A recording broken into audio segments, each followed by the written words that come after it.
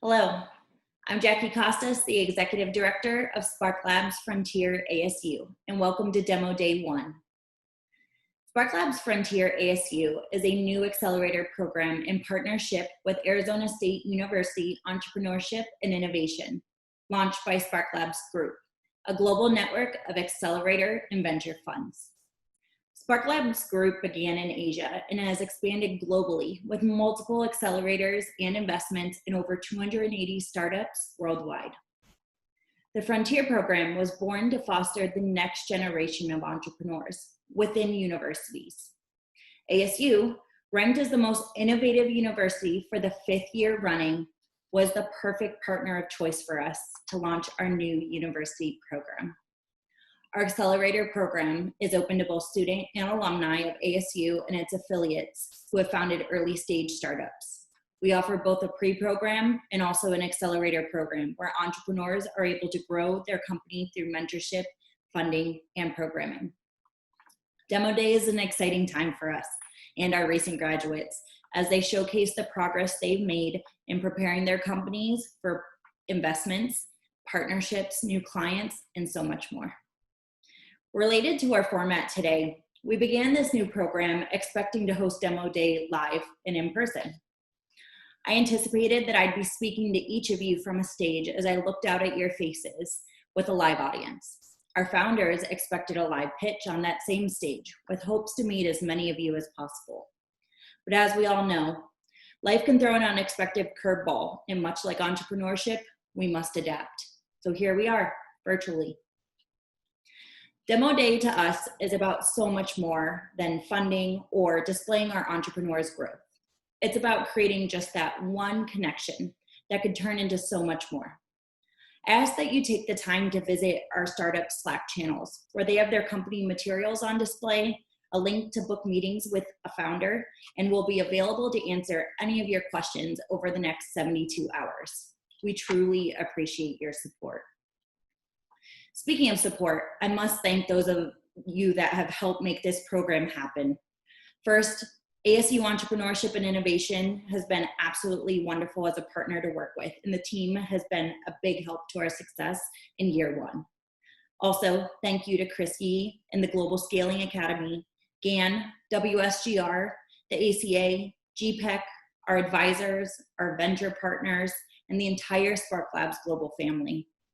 And a special thank you goes out to our incredible executive mentors who played a crucial role in supporting our startups. We can't thank you enough for your selflessness, guidance, and the time that you gave to each of our teams.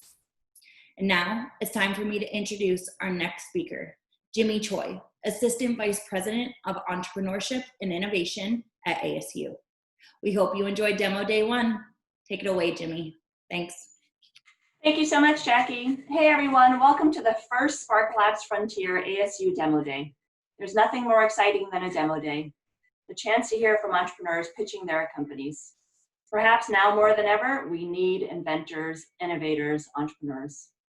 At Arizona State University, the largest public university with the fastest growing research portfolio and #1 in innovation 5 years in a row, we value entrepreneurship. That's why we jumped at the chance to work with SparkLabs Group, a global network of venture funds and accelerator programs. By working with SparkLabs, we're able to offer another incredible resource to complement the programs and support we can provide to ASU students, faculty, staff, alumni, and the greater Phoenix community.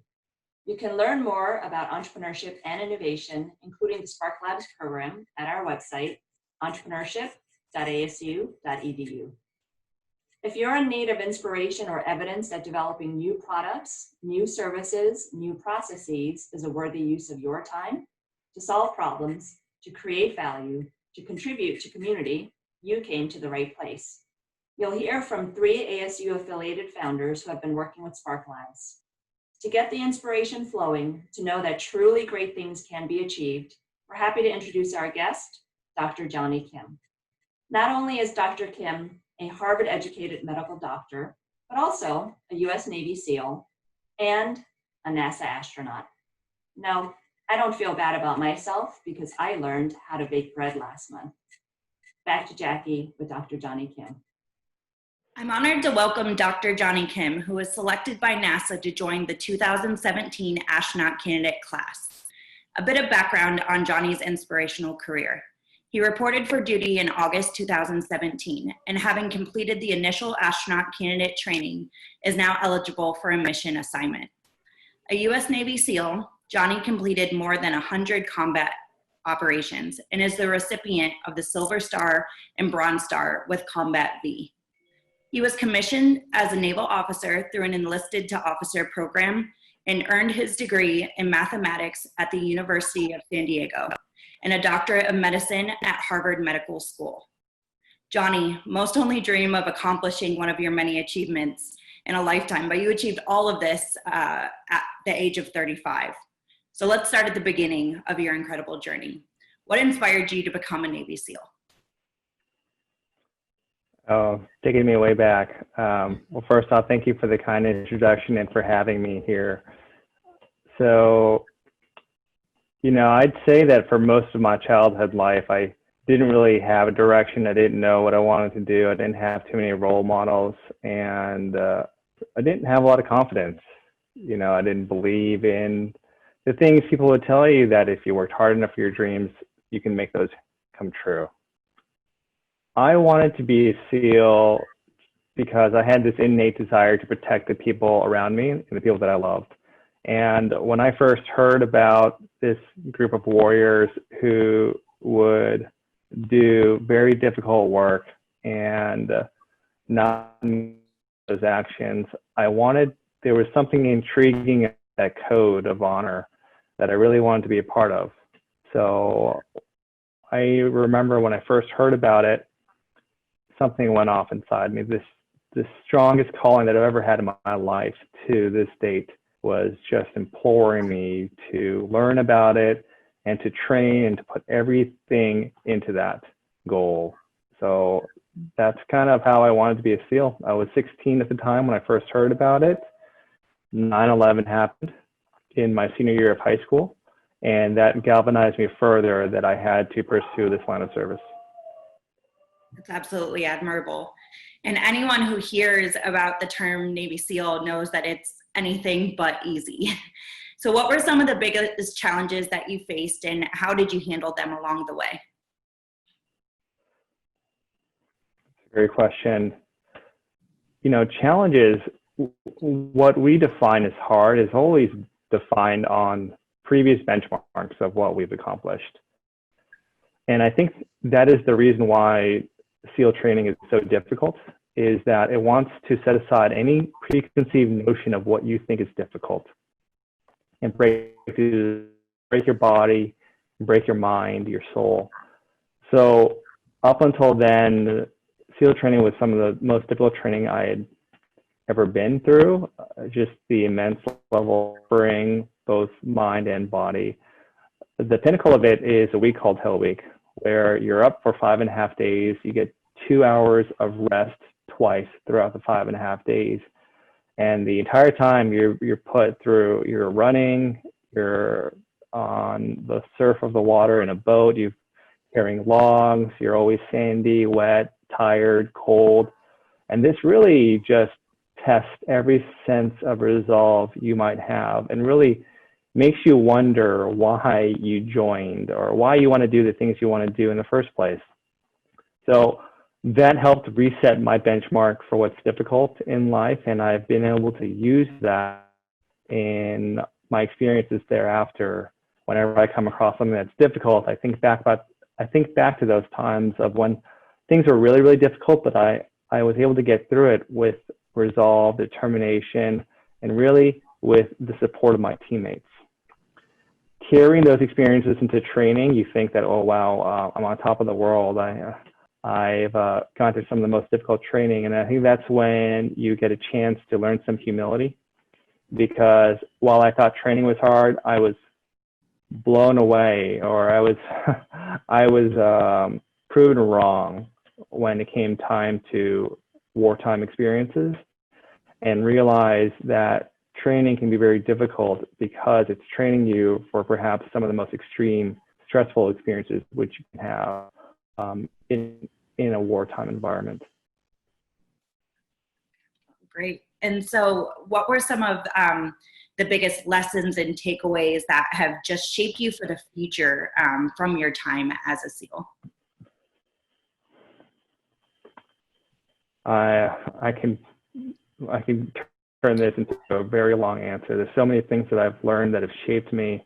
You know, my time there was so formative. I, interestingly learned a lot about love and compassion in a line of work that is in the line of work, such as that in the military. And what I mean by that is, I grew really, really close to my teammates, and I learned the power of compassion and love for your teammates and sacrifice, and what it means to be a part of something bigger than yourself and to serve a greater cause than yourself, and to put yourself in harm's way for other people. That level of service and dedication, watching others do that for you and being able to participate in that, is a type of inspiration that is hard to find in other fields. So I certainly took that with me. I certainly took my level of determination and focus and resolve that I talked about earlier. I'm sorry, that's my dog. If you can hear some howling, so taking those, and I think also is learning communication and team dynamics, and learning to adapt to any kind of situation you might find, whether that's in an emergency room or with your friends and family, or in a college setting, or for me in the astronaut corps. Learning those hard and soft skills have been very important. Great. And then prior to joining the Navy, you earned your degree in mathematics. So after your time as a SEAL, you decided to attend Harvard to pursue medicine. So how was that transition from going from your time as a SEAL to then being a college student again? Wow, that was, this is going to sound funny, that was probably one of the most difficult transitions I've ever had in my life. And I'd have to give some context on to why that transition was so difficult for me. And I think it's a transition that is, for the same reasons, it's a transition that's difficult for a lot of veterans who are transitioning from the military to the civilian world. For me, I had been in pretty extreme wartime environments, and not much long thereafter, I was going to school. So I think it was a difficult transition because while being in the military, I had a lot of extreme experiences that helped me really grow up very quickly and learn some important life lessons, some good perspective. I was essentially indoctrinated into the military at the age of 18. I don't mean that in a negative or a positive way, but even though having a set of extreme life-changing experiences without the context of other experiences like college education or speaking with folks that are outside your circle, you're still living in a bubble. So I didn't realize that I myself was living in just a bubble, having joined the military at such a young age. So transitioning to undergraduate and really living the life of a civilian for a little bit on to help me gain additional perspective into the world. What was also difficult during that time was I had a part-time job. I had to give out parking tickets to pay for the rest of my tuition and maintain my military duties and responsibilities. And my wife and I were also starting our family. So a lot was going on at that time. So it was a difficult transition. But I was able to get through it with a lot of support of my peers, my friends, and most importantly, my family. Well, I'd like to take a moment during that, because I think that was such a great question for veterans or any folks listening to this who are dealing with that transition, knowing that a lot of us have had it, a lot of us are going through with it, and there's a lot of support groups out there to help you out. Thank you. And at this point, you graduated from Harvard, you achieved a doctorate in medicine, but you weren't finished there. And when you talk about when you were at Harvard, you had a lot going on. I get the feeling you don't shy away from that in life. And so you then became a NASA astronaut. So what led you from medicine to actually wanting to become an astronaut and not just stopping after Harvard? Yeah, so just some context, I never wanted to be a doctor or an astronaut. Those weren't plans for me. I kind of told you, I hinted it earlier, I didn't have much dreams as a child. I didn't have a lot of that confidence, that healthy level of confidence. So the SEAL teams was instrumental for me because it opened up my eyes that I can do anything that I want. There's nothing that can stop me or any other one who wants something badly enough, who's willing to work enough. And the most important lesson I learned is having the right attitude and embracing your failures. That's what I learned from the SEAL teams. So taking that and having a lot of significant experiences in the military, such as being able to take care of my friends who had been wounded in battle, and being able to watch physicians and nurses, surgeons save the lives of my friends and civilians, really inspired me to do something good with my life. And I was happy with the role I was playing, with the role I was contributing in the military, but I wanted to pivot that focus towards something like medicine, so I could leave a positive contribution in this world. And a lot of that was also inspired by selfless sacrifices of warriors that I have worked with. So with that newfound inspiration, medicine for me became that goal. But it wasn't because I was infatuated with medicine. I found medicine very fascinating. I was a medic in my SEAL platoon, so I had an understanding of what that was like. But it didn't really matter to me what that goal was. I just wanted to do something good for humanity. And during medical school, as I was training, I came across this idea of being a NASA astronaut. I wish I had a great story. Maybe there were a lot of Hollywood movies at the time. I also, around that time, met another astronaut, who was a physician and also an astronaut, a retired astronaut. And it opened up my eyes in like a lot of ways. My eyes were opened to the Navy SEAL teams about this idea of pushing the boundaries of what we know in space, in technology, and human limits. I think human limits, pushing beyond your human limits, just like the SEAL teams teach you to, is the same type of limit breaking you can find at NASA, what we're trying to do every single day. But most importantly, having that opportunity and that platform to inspire young kids who are watching, who need role models, and who don't have the confidence they need to pursue their life's dreams, I would love to be able to contribute in that effort.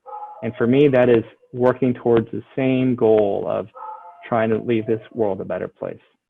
So once I heard it, as I was training to be a doctor, that was enough for me to apply. I had no expectations of actually making it through. But a few years later, I've been blessed with that opportunity. So here I am. Great. And then what has been your secret to success? So I think that this is probably a very relevant question for folks who are looking into entrepreneurship and trying to make an impact in this world. I hate to say this, but there really is no secret to success, at least as far as I've experienced in my short life so far. There's no shortcut for hard work. for the long nights, for the grind, for the failures. I think the secret is how you deal with that grind, with those failures, with those ups and downs that are inevitably going to come. The secret is that you get back up every single time. You keep focused of what you're doing, why you're doing that, right? If I can just take a short detour, over 200 people were in my BUD class, which is the training class to become a Navy SEAL. Over 200 people, and we graduated with somewhere around 30 of those original people. Those other 170 plus people, they wanted to be SEALs just as bad in the beginning, but something happened along the way. And I think through the ups and downs that they lost focus of why they were there to begin with. So I implore people who are going through this program or watching this and seeking to make the world a better place through entrepreneurship is that you remember why you're doing what you're doing, so that when you come across those ups and downs, you have the right attitude to get back up and continue on. Right. So people in Silicon Valley sometimes say that it's better to be lucky than smart. How much of your success so far would you attribute to chance or luck? Well, that's an interesting saying. I think we make our own luck. And I think that is the function of luck is how well prepared we are, or our attitude to the present situation. I feel that I've been enormously lucky, to answer the question. Lucky to have presented opportunities, really, such as going through a difficult childhood or going through difficult military training, having those profound, life-changing experiences during war, having the opportunity to serve others in medicine, and now having the opportunity to serve others as an astronaut. So I've been presented a lot of lucky opportunities, but I think what has made it lucky, what has made it successful, has been preparation and a good attitude. Positivity is always key. And so talking about just staying motivated in your success. So how do you stay motivated to keep doing what you're doing and pushing for more and accomplishing more? No, sorry, my dog's going. You have to talk about your dog at this point. We need to know a little bit about what kind and the name. She's a rescue that we got relatively recently, actually. She's a great puppy, loving. She has a lot of separation anxiety. So as soon as she's not near people, she.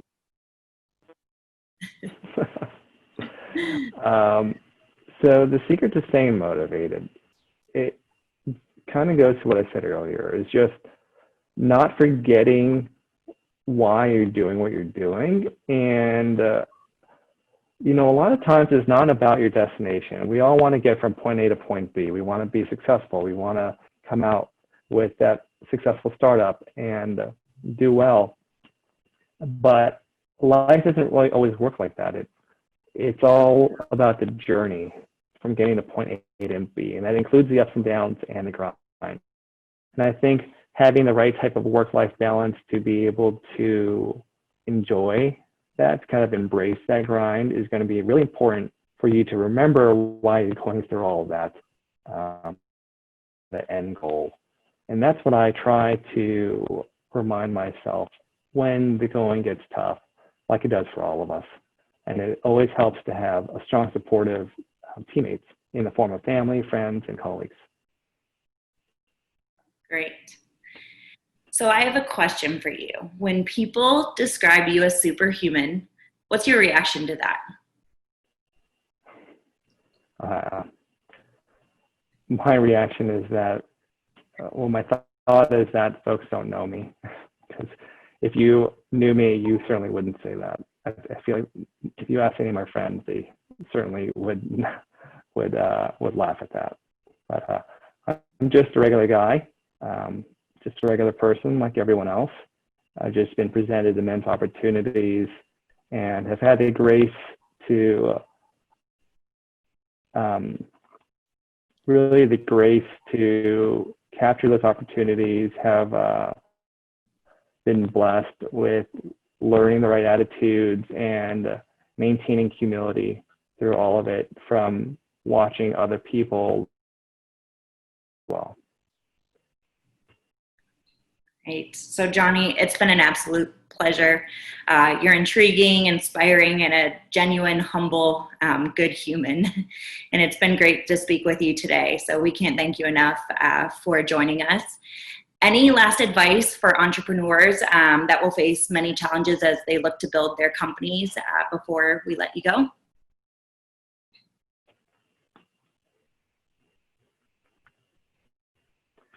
Yeah, I implore, I challenge on your journey at seeking entrepreneurship to just remember the end goal and the significant cause you can have and responsibility to make the world a better place. So I implore you in your endeavors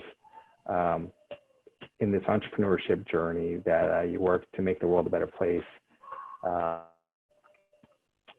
through business. So that's all I want to say. That's great advice. Thank you again so much. We appreciate it. My pleasure.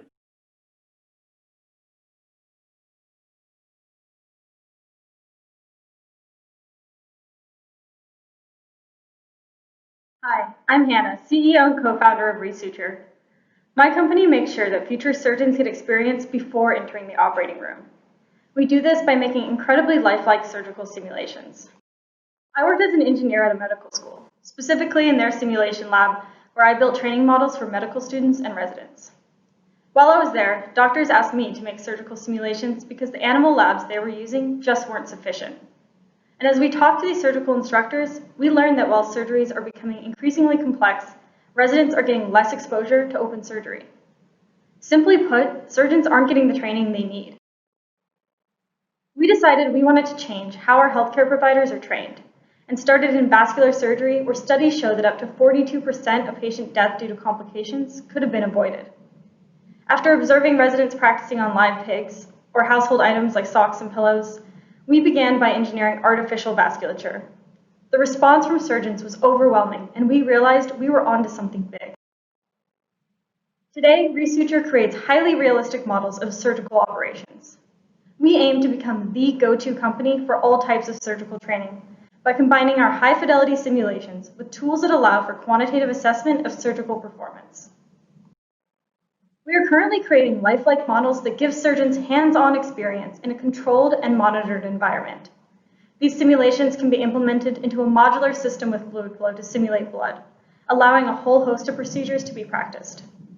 With the addition of tools for evaluation of surgeon skill, we have the potential to reshape medical education. Working closely with surgeons at several medical schools, we have developed the first comprehensive training system for open vascular surgery.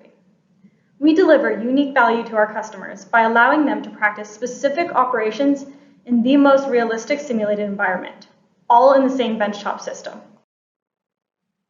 Our first surgical cartridge is the carotid endarterectomy trainer. We use materials that accurately replicate the mechanical properties of human tissue and are far more durable than anything on the market. By simulating adverse conditions, such as arterial plaque, we have replicated the challenges of the operating room. There's currently a gap in the market that we are able to fill. Current simulations lack either anatomical detail or the operable functionality necessary to provide adequate training for live surgery. Realistic-looking simulations, like Sindauber's mannequins, may replicate human anatomy with great detail, but aren't operable, meaning the material can't hold sutures. Functional surgical models may have the same physiological properties of human tissue, but aren't anatomically accurate or lack other key aspects of a procedure. For example, many surgeons train in porcine labs, practicing on live pigs.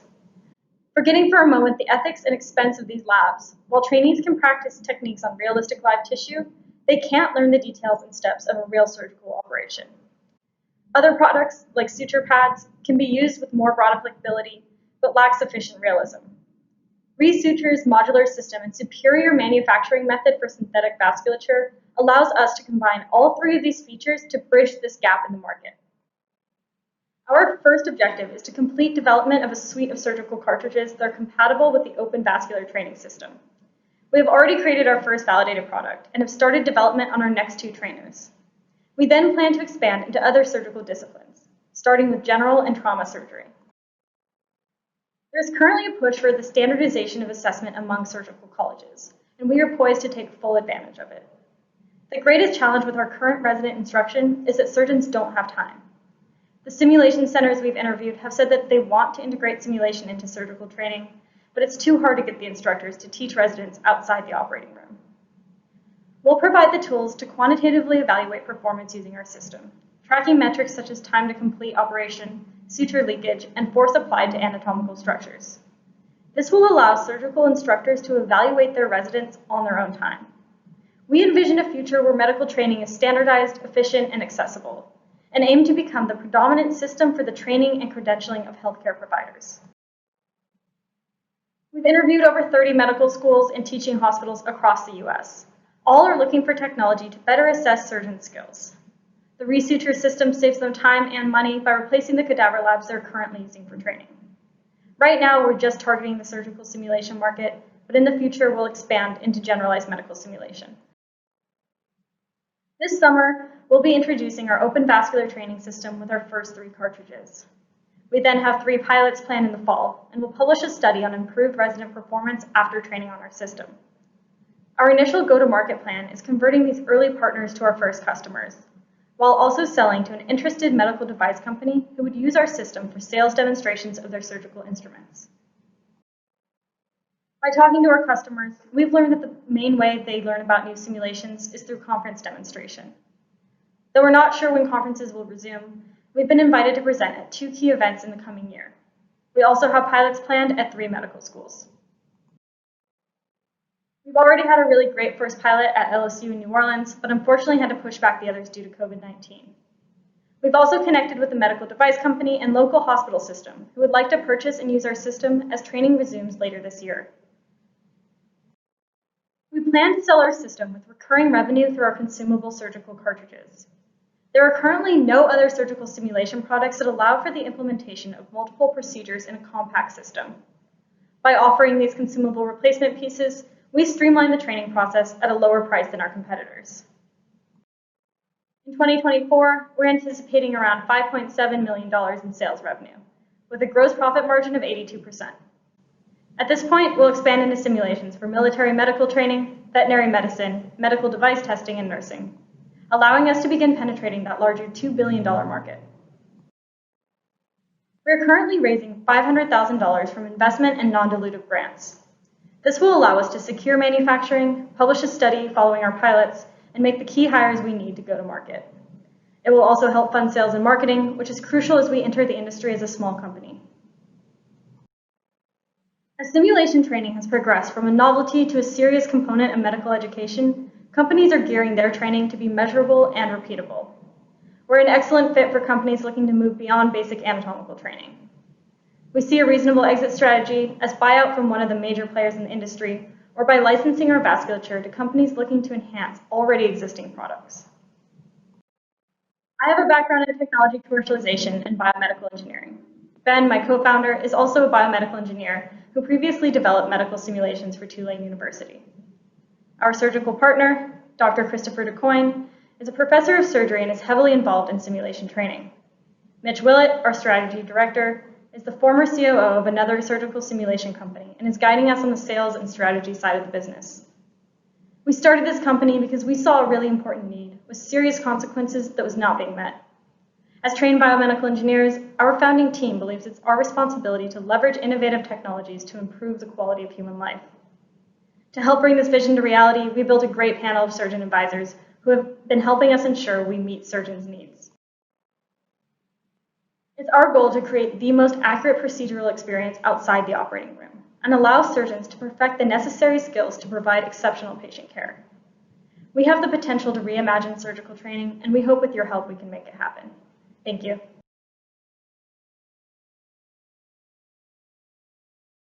Hello, my name is Darryl Keeton, President and founder of Sensagrate.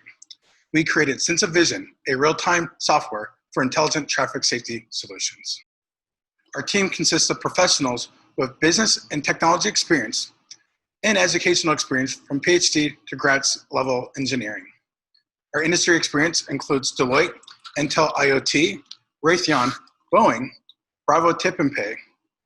And our team's background includes experience in deep learning, machine learning, statistical analytics, computer vision, IoT, and web application development, and cybersecurity. And our advisors are helping us grow, and they bring to us tremendous industry experience from autonomous vehicles, monetizing data from connected and soon-to-be autonomous vehicles, business and sales development, go-to-market strategy, and capital raising. Globally, inefficient transportation infrastructure and increasing populations are leading to major traffic congestion, increasing greenhouse gases, collisions, and fatalities, with 1.3 million people dying in crashes annually. The traffic engineers have inadequate data and infrastructure to solve these problems. Current camera detection technologies at intersections are limited in their field of view, especially at night, are not processing data in real time, and cannot track multiple objects. Annually, these problems decrease public safety and economically cost the US $871 billion. The transportation industry across the world is planning for autonomous vehicles to help solve these problems. And starting with autonomous vehicles, the infrastructure is part of the solution and needs to be updated without driving up costs. You can't have autonomous vehicles without smart infrastructure. To solve these problems, we created SensaVision, a mobility as a service software for traffic engineers and transportation data providers to help decrease congestion and save lives. The SensaVision AI software is an agnostic solution developed from deep learning using 2D and 3D visual data that uses our computer vision software. SensaVision has nighttime vision, works in all weather conditions with a 95% accuracy, meeting an industry standard. The sensors are installed on traffic signals, streetlights, and along roadway infrastructure to collect data to detect, classify, and track multiple vehicles, pedestrians, and cyclists. The data includes object counts and tracking information about an object's speed, direction, location, and predictive analytics. SensaVision is embedded on an IoT edge device, providing edge computing on-premise at the intersection and along roadways. We sell the unique data also to transportation data providers and third parties. SensaVision will work where we install the visual sensors on the traffic signal. The data integrates into the traffic signal controller box to make the traffic signal intelligent and automated. The unique value proposition of our solution is the sensor fusion between LiDAR, camera, and radar. The sensor fusion algorithms, which is a combination of detected objects from each sensor, provides higher accuracy in detection and tracking, allowing for safer features in transportation.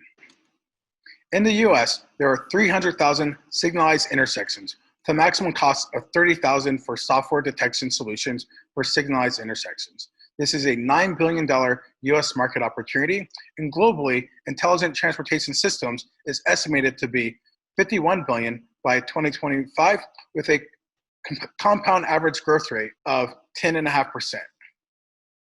Our primary customers are market leaders in ITS, starting with the leading US ITS provider who has 100,000 controllers in the US, which is 1/3 market share. Our business model includes mobility as a service, which is priced per location, data as a service, and data analytics as a service, also priced per location per customer. As mentioned before, the data analytics and data as a service is the data that we'll be providing and selling to third parties and transportation data providers. And our goal is to prove with our proof of concepts with cities a revenue sharing model that will help them pay for the infrastructure of the future based on the data being sold to third parties. Our go-to-market strategy is to have 3 proof of concept projects starting last year with ASU with an IoT tower testbed and postponed until later this year, working with the City of Phoenix for a safety corridor for 1 mile, analyzing traffic flow analysis and near-miss collision data, and also with the City of Tucson for automatic traffic control systems and near-miss collision data. Our competitors include Blue Light Traffic Technology, No Traffic, Rapid Flow Tech, DarkQ, and Simplify, and a few others. Each competitor has a different approach in providing its ITS solution to market.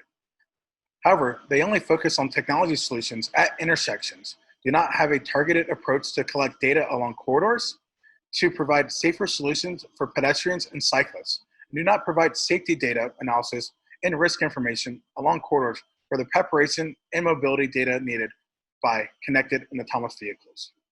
The competitors are yet to provide higher accuracy in detecting objects through the combination of data, GPS coordinates, and warning detected at the intersection, beyond the intersection, and mid-block on the roadway. In response to COVID-19, we launched a new product called Sensagrate, which is a multi-symptom detection system, and we're starting with phase 1 of automated temperature screening solutions. Our product launched at the end of May 2020, and as of early July, we've generated over $21,000 in revenue and are projecting $360,000 by the end of Q3 September 20. Our customers include Avnet, Fender Musical Instrument Corporation, and Groove Collaborative, all manufacturing technologies that we're focusing on. And we're maturing this product into a security access application. We're launching in July 2020 a monthly subscription model for a SaaS application. Our financials include the past 2 months and 3 months projections. For Sensagrate, we've made, as mentioned, over $21,000 in revenue. And by the end of September, we hope to have over $300,000 in revenue. And with the launch of our proof of concept projects with Sensagrate, we'll have projected revenue up to $50,000 by the end of September 2020. Our funding and milestones include raising a safe note for $1.8 million. We've raised to date over $255,000 and have bootstrapped over $50,000 into the business. And we have $160,000 committed out of the $255,000 and $250,000 for our next tranche, or upwards to $550,000. We recently were rewarded with ASU a $150,000 grant towards our City of Phoenix pedestrian safety application. The use of funds for milestones include launching 3 proof of concept deployments in 2020, complete Sense of Vision minimum viable product with our GUI application for configuration setup of our sensors and web application, complete the Sense of Fusion development, and incorporate feedback from customer projects to scale to a commercial product. Thank you for your time. My name is Darryl Keeton, President and founder of Sensagrate.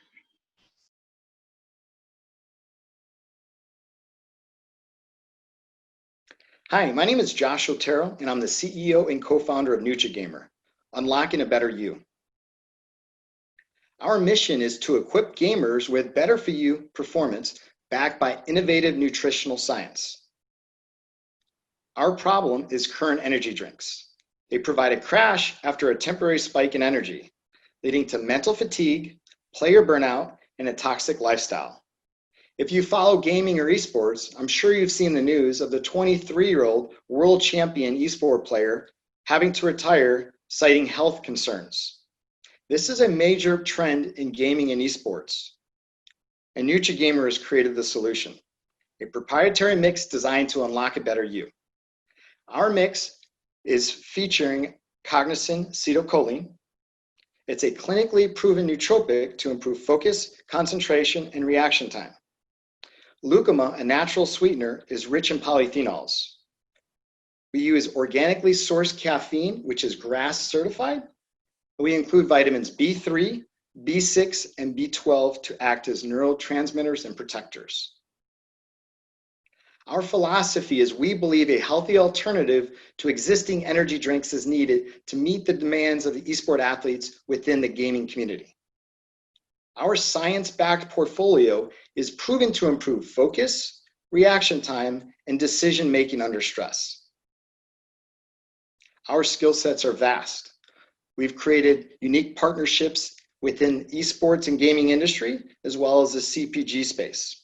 We've got an experienced team with over 44 years in the CPG business, experienced entrepreneurs, sports scientists, and exercise physiologists. We've created an innovative product, first in its class. And we're performance-driven. We're a performance-driven team, and we provide performance-driven products. The market opportunity is huge. Functional foods was valued at $175 billion in 2018, and that's expected to reach $275 billion by 2025. Our beachhead is the esports market, the fastest growing sport in the world. With over 454 million viewers worldwide last year, with over $4.5 billion invested in the space in 2018, and over 200 colleges and universities offering varsity esport programs. That number is growing despite COVID. Our marketing strategy is direct to consumer. We use social media, website, partnerships, and the platform. Social media, we're utilizing Instagram, YouTube, Twitter, and Discord through paid advertising, content creation, and influencer promotion. Our website is going to utilize SEO optimization through HubSpot and ClickFunnels marketing email campaigns, as well as esport and wellness blogs. Partnerships are NutriGamer's biggest advantage, and we're actively building our network.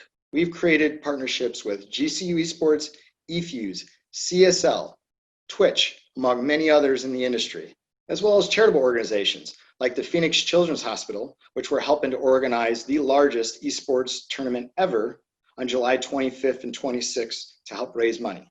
We're also partnering with non-endemic brands and athletes. Our platform is Athlane. It's an analytics and sponsorship platform to facilitate and measure Tier 3 influencer outreach. They provide insights, campaign services, legal management, and ROI reporting.